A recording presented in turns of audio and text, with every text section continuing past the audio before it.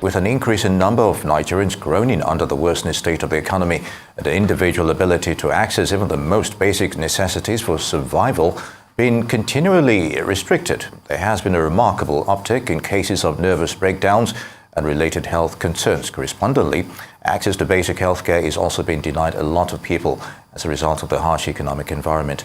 Medical tourism remains an option, but only to a negligible percentage of the population. Dr. Dorothy Nnamani is CEO of Novo Health Africa, a leading health maintenance organization.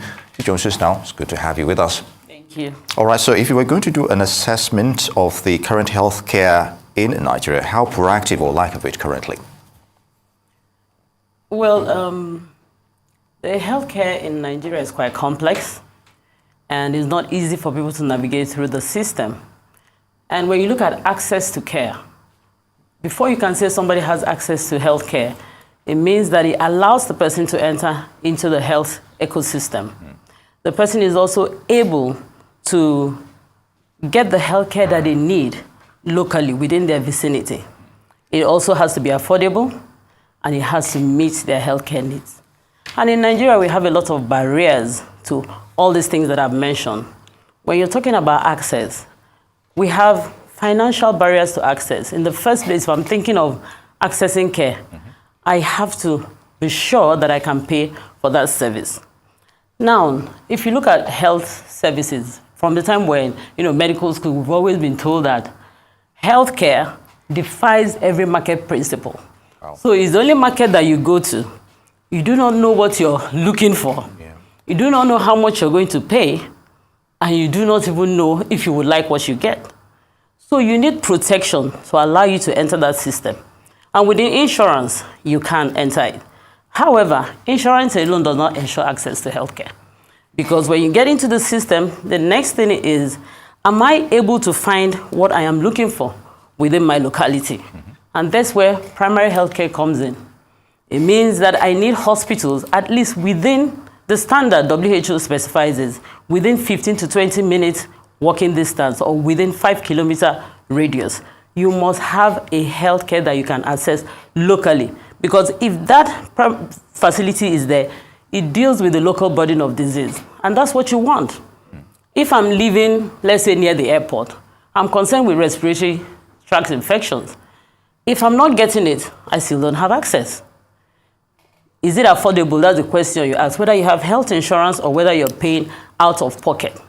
Affordability starts with the providers, where you get that access to care, where you get the real treatment. So when you get there, when they look at, you talked about the economy, which is really, groveling right now. The hospitals are also in business. So have they been able to organize themselves to make paying for that healthcare affordable? If I'm offering you health insurance and I don't take into cognizance what the hospitals are actually, using to run their business. So I sell you health insurance. Say, for instance, I sell it to you for 2 naira, and you get there, and then the doctor is saying, no way, I'm not treating this thing for 2 naira, I'm treating it for 10 naira. It denies you access. So it gets more complicated. Yeah. And then do you find the resources that you need in the health system? If you go to some hospitals in Nigeria, you walk in, the doctors are nowhere to be found. They'll tell you, oh, wait, they're coming. Sometimes even the nurses, nobody is in the hospital. Go to a Nigerian hospital on weekends, you find out that no single person is there. So it has not provided for me.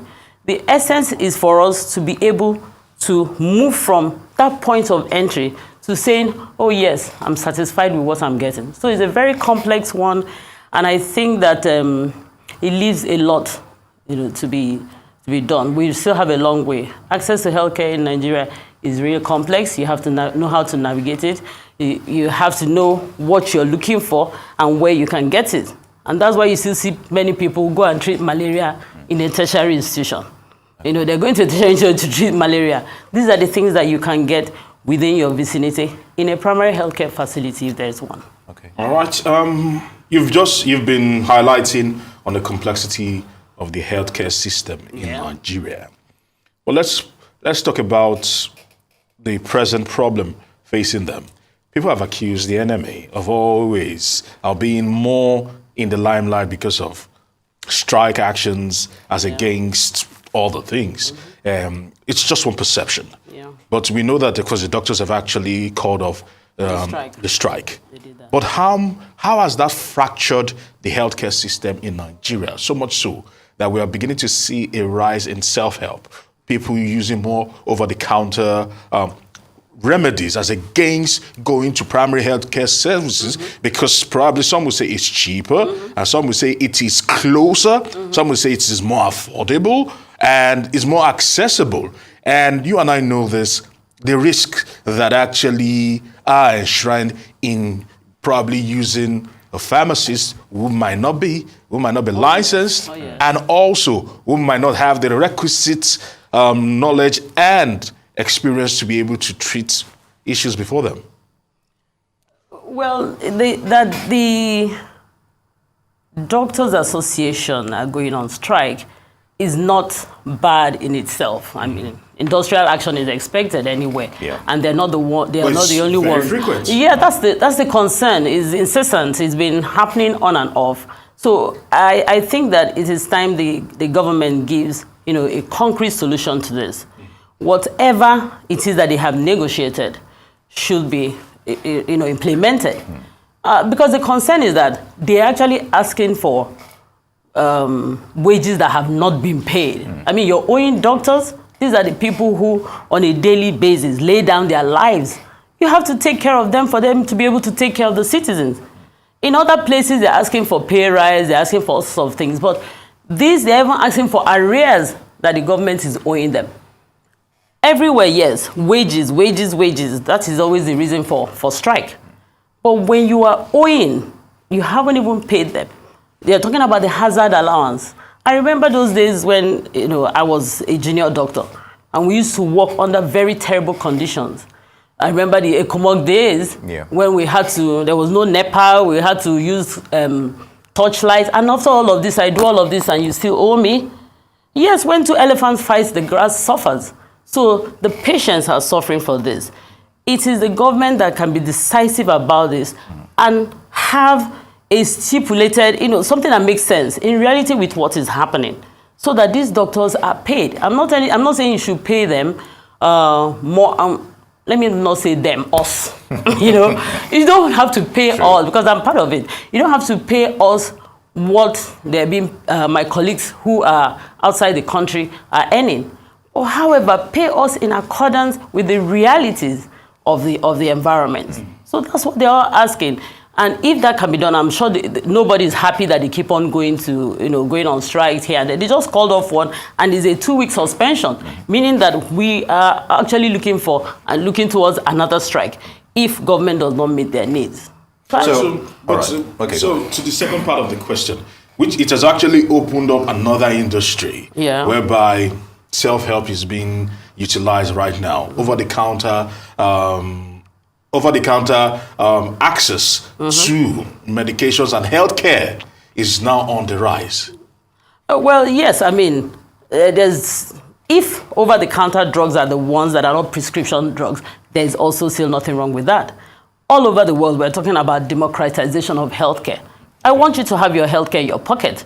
I want you to be responsible for your care. That is where we're going, but we have to do it in an orderly manner. If we are going to do, during the other strike, there was a time, I think it was earlier in the year, that it was said that a House of Rep member, wanted doctors to stay and all that. You cannot forcefully enforce something that people, that people cannot do. That's not human. The issue is that the government must be able to pay doctors right. You graduate from medical school, and after all that suffering, your mates in other sectors are earning a lot more than you. Meanwhile, you're doing more work. What do you want that employee to be telling the employer? You're going to be asking for what is due to you. So, over-the-counter drugs, there's some drugs that over-the-counter drug, Panadol, you can buy that, prescription drugs is what concerns us. And however, if the doctors are on strike, there's nobody anyway there to prescribe the drugs. Nobody is going to be prescribing the drugs for you. So it is the patient that bears the brunt. The hospitals that are shut down, You're going to the chemist, you're getting your drugs, but not in the right way.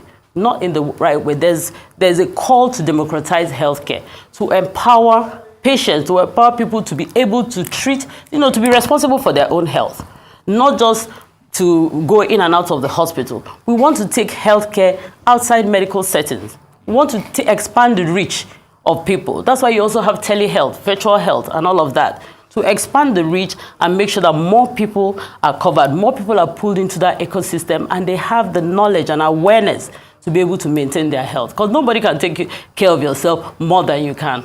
You're only assisting the doctor to do it for you, but you eventually will be the one to take care of your health. So over time, at taxpayers' expense, the political elite are known for medical tourism at the slightest instance, yet they pay lukewarm attention to what is happening back home.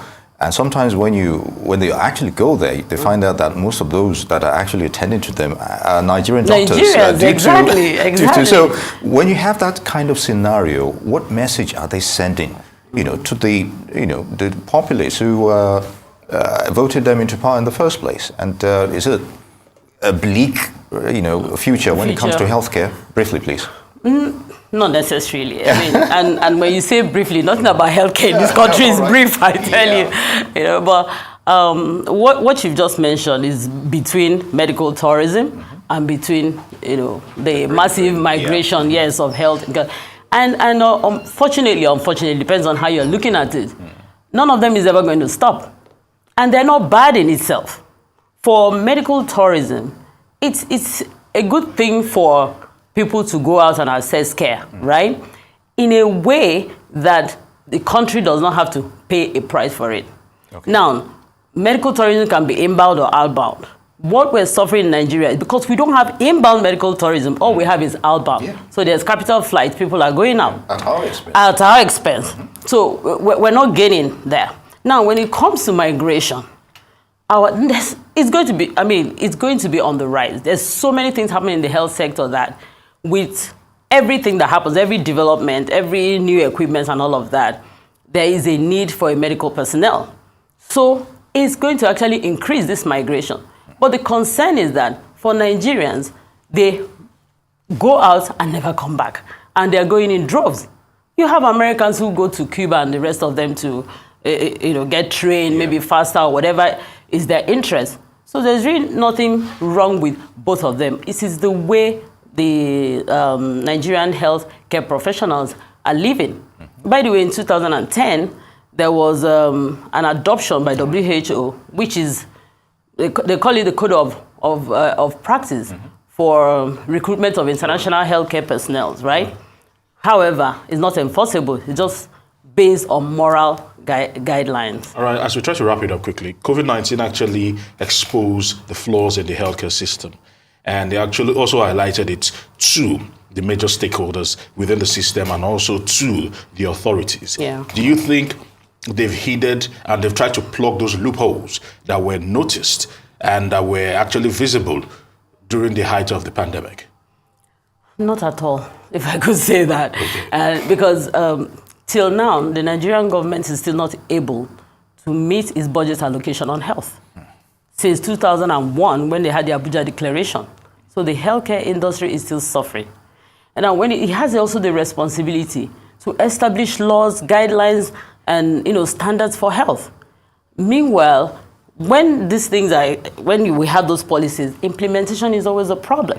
So I'm afraid, and I remember during the COVID, I gave some talks saying that if we don't get it now, during this COVID, we're never going to get it. So much money was spent.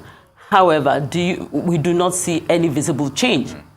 And we shouldn't even have spent as much.